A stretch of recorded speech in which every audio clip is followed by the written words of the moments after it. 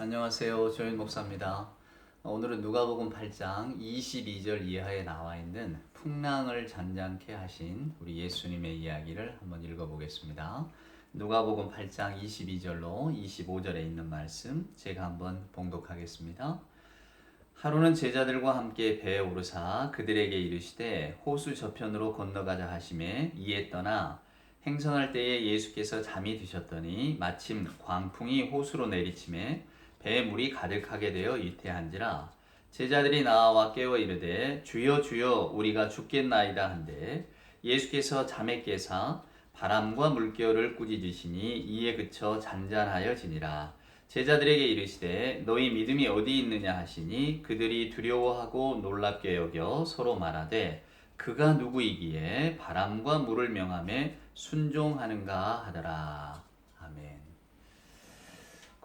여러분 오늘 이 갈릴리 바다의 풍랑을 잠잠케 하신 우리 예수님, 여러분 뭐 잘 알고 계시는 주제라고 생각합니다. 오늘 이 본문 말씀 속에 무슨 신앙의 교훈 또 하나님의 말씀이 숨어 있을까? 먼저는 이 이야기로 한번 시작해 보겠습니다.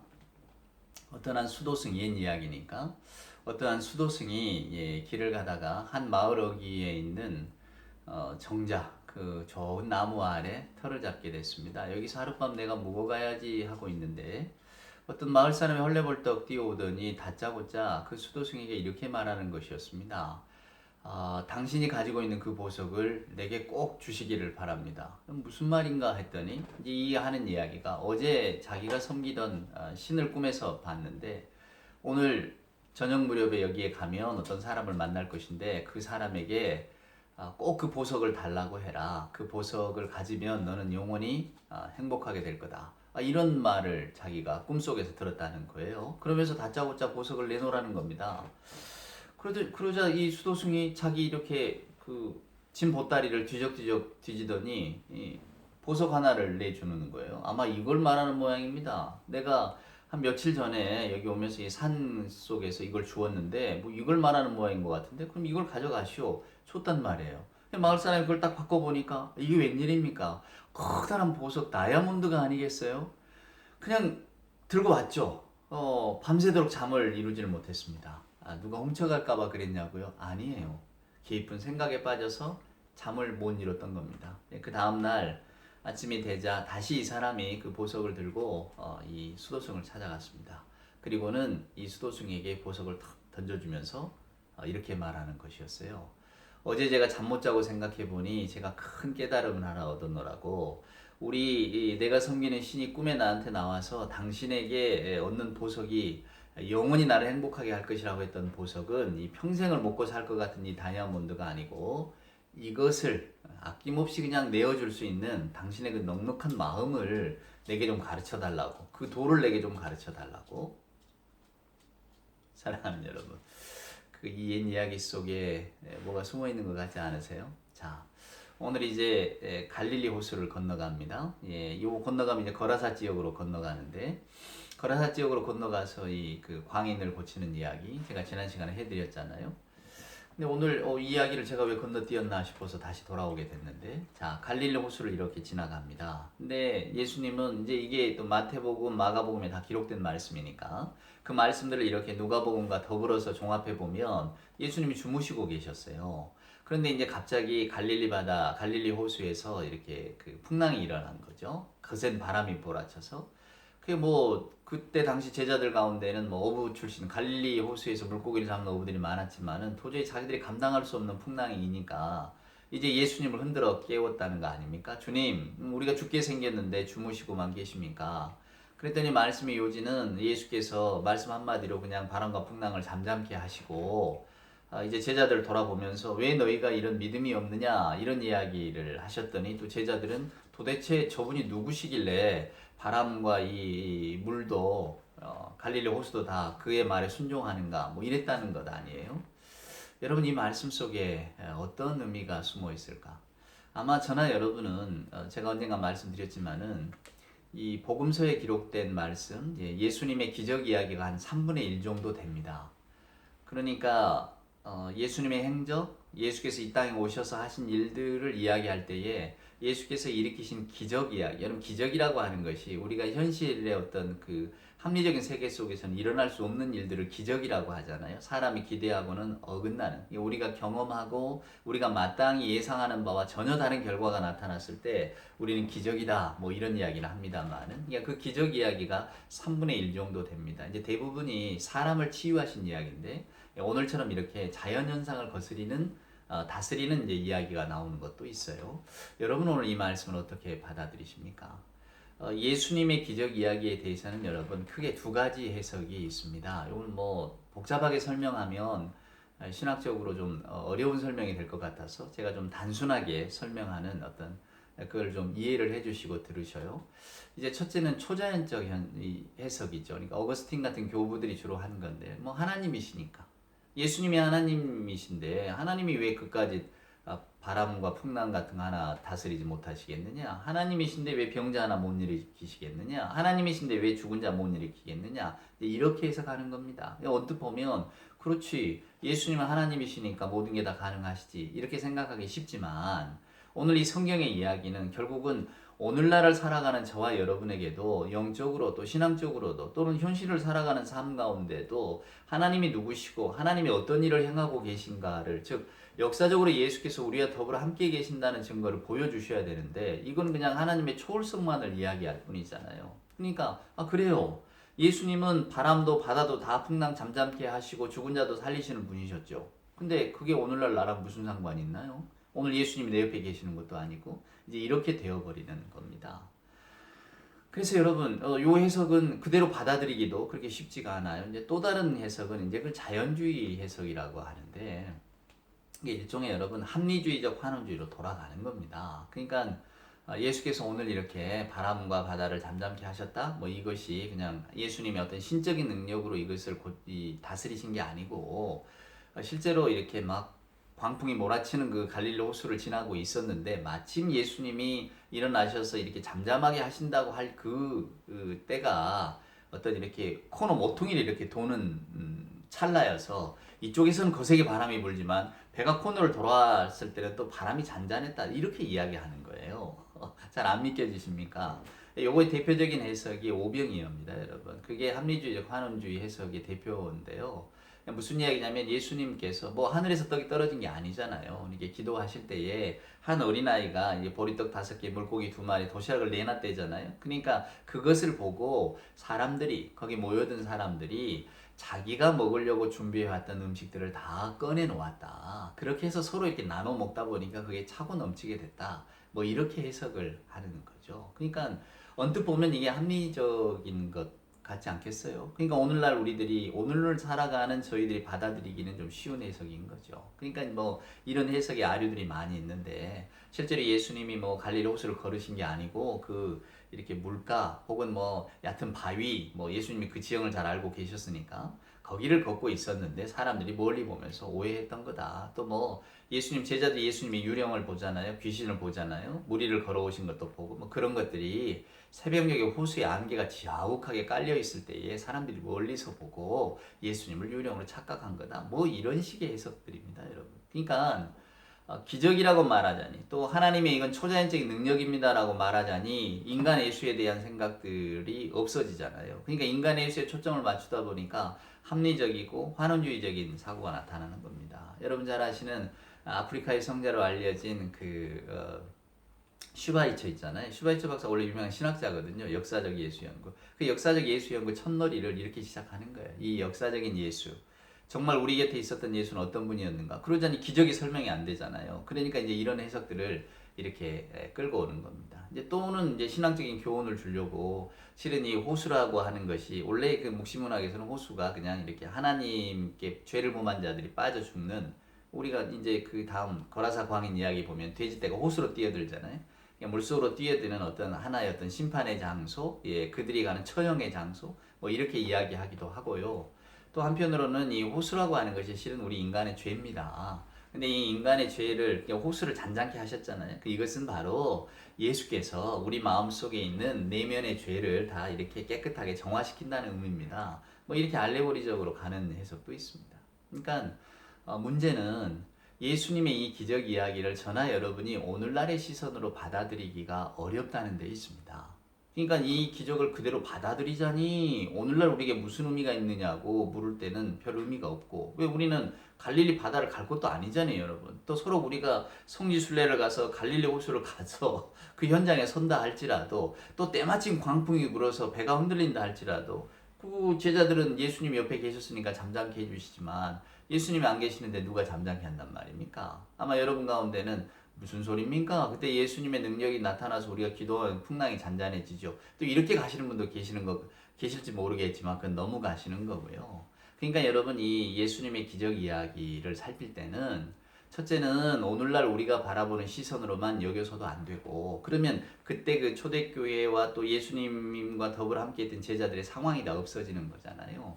그래서 이 해석이 참 어렵습니다. 그래서 이 예수님의 비유, 물론 뭐 예수님의 말씀도 마찬가지입니다만은 흔히들 이제 저희들이 그냥 학적인 용어로 말하면 공시적이다, 통시적이다, 싱크로닉한 것이냐 아니면 디아코닉한 것이냐, 뭐 이런 식으로 구분을 합니다. 결국 무슨 이야기냐면 우리가 뭐 이렇게 수직 수평하듯이 하나님으로부터 온 초자연적인 역사, 그러나 그 역사가 과연 그때 당시를 살고 있었던 사람들에게 이제 어떤 사회학적인 의미를 끼쳤는가, 뭐 이런 것들입니다. 신학적인 유익. 그러니까 이것이 전부 다 이렇게 버무려져야 되기 때문에 이런 해석들이 참 어려워요. 그러니까 오늘 저나 여러분은 먼저는 오늘 이 말씀에 기록된 이 사실, 현상, 이야기들을 그대로 받아들이시는 자세가 중요합니다.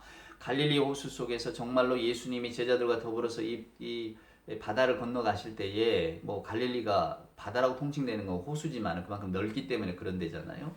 그러니까 때로는 알 수 없는 이런 자연현상들이 일어났구나. 광풍이 불었는데 그것은 그 갈릴리 호수에서 평생을 물고기를 잡아오던 제자들도 어찌할 수 없는 정말로 놀라운 자연의 어떤 큰 현상이었구나. 그래서 제자들이 다 그저 이렇게 죽을 수밖에 없어서 당황하고 있을 때에 예수께서 그것을 잠잠케 하시고는 오히려 믿음에 관한 이야기를 하시고, 제자들은 또 그가 누구시길래 이렇게 묻고 있구나. 그러니까 이 본문의 내용을 그대로 받아들이면서 여기에 대한 신학적인 어떤 뜻과 신앙의 교훈을 찾는 것이 중요하다는 겁니다. 오늘날 저나 여러분이 보고 뭐 예수가 어떻게 말 한마디 한다고 이게 잠잠하는가, 또 혹은 아까처럼 그저 이런 이야기는 원래 없었던 건데 신앙적인 유익을 주기 위해서, 교훈을 주기 위해서 그저 이렇게 들려주고 있을 이야기뿐이다. 아까 제가 서두에 이야기를 하나 꺼냈었잖아요. 수도승이 있고 만나러 간 마을 사람이 있고, 그게 실제 있는 이야기겠습니까? 그저 행복의 근원이라고 하는 것은 우리가 가지고 있는 물질의 총량에 비례하지 않는다고 하는 것을,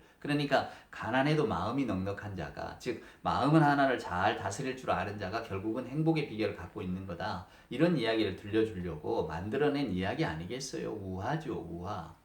근데 그런 이야기들을 우리가 늘 많이 접해오니까 오늘 예수님의 이야기도 그렇게 바라볼 수도 있다, 그 말입니다. 근데 그런 우를 범하시면 안 돼요. 왜냐하면 성경 기자들이 예수님의 이야기를 들려주려고 예수님의 어떤 신적인 능력을 과장하거나 그분이 누구신가를 보여주기 위해서 있지도 않는 이야기를 만들어낼 하등의 이유가 없거든요, 사랑하는 여러분. 그러니까 오늘 이 이야기를 바라보는 저나 여러분의 마음 가운데는 예수님께서 이런 이적들을 통해서 과연 제자들에게 무슨 말씀을 들려주고 싶으셨을까라고 하는 겁니다. 또 초대교인들, 특별히 뭐 마태나 마가나 누가에 다 이 이야기가 들어있으니까요. 예수께서 행하셨던 이 일들을 통해서 과연 이 복음서 기자들은 당시의 교인들에게, 또 이제 지금 오늘날 우리들에게 어떤 그 신앙적인 뜻과 교훈을 들려주고 싶었을까? 이것을 이제 곰곰이 생각하고 또 곱씹는 겁니다, 사랑하는 여러분. 그러니까 오늘 예수님은 분명히 자연을 다스리는 분으로 나오십니다. 왜냐하면 예수님은 하나님의 권능을 받으신 분이잖아요. 예수님은 하나님의 능력을 갖고 계시는 분입니다, 사랑하는 여러분. 저나 여러분이 믿고 있는 예수님이 그런 분이세요. 그러니까 우리가 생각하는 어떻게 죽은 사람이 다시 살아날 수 있어요? 하나님의 능력은 죽은 자를 살리시는, 즉 저나 여러분의 어떤 사고의 영역을 넘어서는 그런 존재라고 하는 것을 오늘 성경은 우리에게 보여줍니다. 그래서 제자들의 마지막 질문 가운데 그게 들어있잖아요. 그가 누구시냐? 즉 저나 여러분이 예수님은 도대체 누구십니까? 오늘 우리들은 너무나 합리주의적, 이 환원주의 사고 속에 빠져 있어서 그저 우리 머리로 이 모든 것들을 다 이해해야 되고, 또 이해할 수 있을 거라고 기대를 합니다. 그러나 여러분, 하나님의 말씀이잖아요. 성경은 저나 여러분의 지력과 어떤 우리들의 경험을 뛰어넘는 분명히 신기하고 놀라운 신성한 영역이 있습니다. 이제 그 영역의 빛을 우리가 들여다보는 것이고, 그리고 그 빛을 들여다본 자가 오늘날 저와 여러분의 현실 속에서 이 신앙을 어떻게 만들어 갈 것인가, 어떻게 이 신앙생활을 유지할 것인가, 이런 말씀들을 통해서 저나 여러분이 어떤 신앙의 깨달음을 얻는 것이죠. 그러니까 오늘 예수께서 당연히 풍랑이는 바다를 잠잠케 하시고는 제자들에게 믿음에 관한 이야기를 하셨습니다. 여러분, 여기서 놀라운 점은 이 바람이 일었다고 하잖아요. 이게 세상, 우리가 흔히 세상의 풍조라고 하는 말과 똑같은 단어입니다. 그러니까 세상에 흘러가는 유행 같은 것일 수도 있는 거죠. 이게 중의적인 의미를 담고 있는 것 아니겠어요? 아까도 말씀드렸지만 오늘날 저희들이 무슨 갈릴리 호수에서 풍랑을 만나겠습니까? 근데 저희들이 살고 있는 이 세상 속에서 우리는 무수히 많은 풍랑을 만납니다. 그 풍랑 가운데서 여러분, 이것을 어떻게 헤쳐나가시렵니까? 오늘 갈릴리 호수 위에 베드로나 뭐 여러 제자들, 그 중에는 다 이 갈릴리 호수를 기반으로 삼고 살았던 어부 출신들이 있잖아요. 자기들에게 너무나 익숙한 환경이지만 자기들이 감당할 수 없는 그런 어떤 일들에 이렇게 직면했을 때 어떻게 해야 됩니까? 요즘 우리가 코로나 시절을 삽니다만은 그저 인류의 과학기술이 그저 마치 못 이룰 것이 없는 것 같은 그런 시대 속에 우리가 살았었는데, 이 바이러스가 창궐하니까 꼼짝을 못 하잖아요. 자, 우리가 이렇게 인간의 무력감을 느낄 때에 우리가 돌아갈 곳은 어디입니까? 오늘 이 성경 본문은 이것을 저나 여러분에게 질문하고 있습니다. 그러니까 저나 여러분이 결국은 나중에 맞닥뜨려야 될 가장 큰 문제는 죽음의 문제 아니겠어요? 우리가 감당을 못 합니다. 그냥 내 어떤 그런 뭐랄까요? 내 현실의 어떤 통제력 아래에서 내 인생이 다 통제되어 왔다고 생각했는데 늙어가고 죽음을 앞두고 병이 들고 저나 여러분이 감당할 수 없는 순간들이 오잖아요. 그때 여러분은 어떻게 하시렵니까? 오늘 성경은 그 해답을 저나 여러분에게 주고 있습니다. 베드로나 그 갈릴리 호숫가의 어부들도 풍랑쯤이야 혹은 갈릴리 바다쯤이야 내가 잘한다 생각했겠지만, 이렇게 걷잡을 수 없이 몰아치는 광풍 앞에서는 꼼짝을 못하고 방황하잖아요. 우리가 죽게 생겼는데. 어쩌면 우리의 현실이 그런지 모릅니다. 저나 여러분은 매일 우리가 죽게 생겼노라고, 그리고 나중에는 정말로 육신의 죽음을 맞겠죠. 그때 그 영원하신 해답은 누구에게 있느냐? 우리의 어떤 그 합리적인 이성에 있을까요? 과학기술에 있을까요? 아닐 겁니다. 우리가 발딛고 있는 현실에 있는 것도 아니고, 성경은 그 해답이 바로 하나님께 있다고.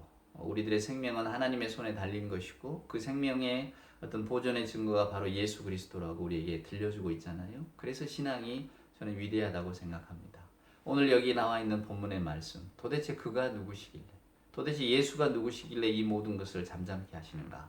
어쩌면 우리들의 모든 가장 평온의 근거가 바로 예수 그리스도 아니겠습니까? 우리는 우리 눈에 보이는 현실 속에서 예수에 대한 신앙을 바로 찾기가 참 쉽지 않은 시절입니다. 그럼에도 불구하고 성경은 일관되게 예수 안에 영원한 생명이 있음을 보여주고 있으니, 오늘 저나 여러분 마음이 흔들리고, 여러분 뭐 우리가 뭐 늘 잘 살아가는 것 같지만 항상 우리 내면에는 불안이 있잖아요. 이 불안은 결국은 유한하다는 것, 죽음이라는 것, 여기로부터 다 유리하는 것들인데, 그런 질문, 근본적인 질문 앞에 섰을 때 우리는 과연 예수가 누구십니까? 라고 하는 그 물음을 던질 수밖에 없지 않을까요? 그래서 오늘 이 바람과 또 풍랑을 잠잠케 하신 예수님, 단순히 예수님이 그저 아이고 뭐 풍랑이는 바다, 그까짓 것 왜 하나님의 아들인데 그걸 못 잠잠케 하시겠어요? 이런 식도 아니고, 또 뭐 그런 일은 없는데 그냥 교훈을 좀 주려고 그렇게 풍랑이는 바다에서 곤란을 당했다고 이야기한 겁니다. 뭐 이런 것도 아니고요. 풍랑이 일었는데 그냥 산모퉁이를 도니까 풍랑이 없어졌어요. 이런 것도 우스운 이야기입니다. 오늘 이 본문 속에 담긴 더 깊은 뜻을 사랑하는 여러분, 오늘 곰곰이 생각하시고, 우리가 늘 인생의 어떤 문제에 부딪힐 때마다 예수님은 누구실까? 이렇게 묻는 자세가 신앙인의 바른 자세라고 저는 생각합니다. 그가 누구시길래? 오늘 본문이 던져주는, 어쩌면 저나 여러분이 평생을 품고 가야 될 하나님께 대한 질문이 아닐까 생각합니다. 그 질문에 대한 답을 찾고 살아가는 우리 모두가 될 수 있기를 주의 이름으로 축원합니다.